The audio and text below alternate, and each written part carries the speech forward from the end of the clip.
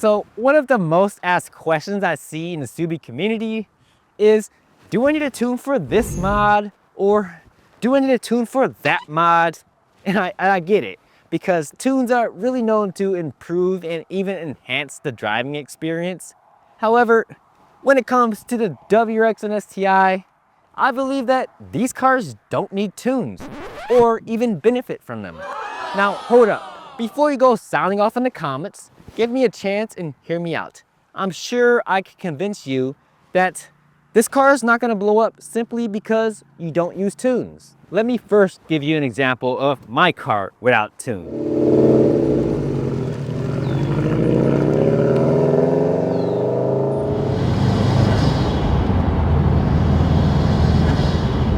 From that Subi rumble coming out of my aftermarket exhaust, all the way to those sweet induction noises from my intake, can't you just hear that everything sounds fine just the way it is?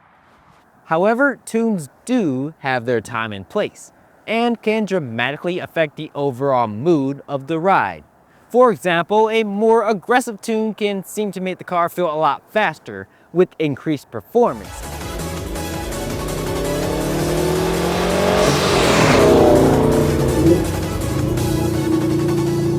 While on the other hand, a more conservative tune can make the car feel a lot more relaxing and calm.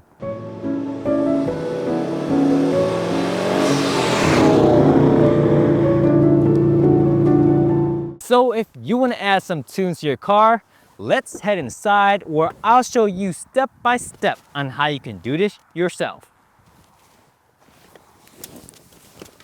Alright, so the first step you're going to want to do is make sure your car is in the on position and not just the accessory setting, because the last thing you want to do is have your battery die while you're tuning your car. Now the next thing you're going to want to do is get your tune of choice.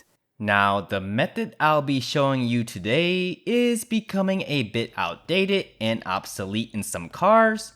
Nowadays, e-tunes are becoming a lot more popular, but I grew up using iTunes. Finally, choose your desired tune with the tune knob and adjust the intensity with the volume knob. And that's all there really is to it. Remember to experiment with different tunes on the inside as well as the outside. Have fun, and of course, April Fools!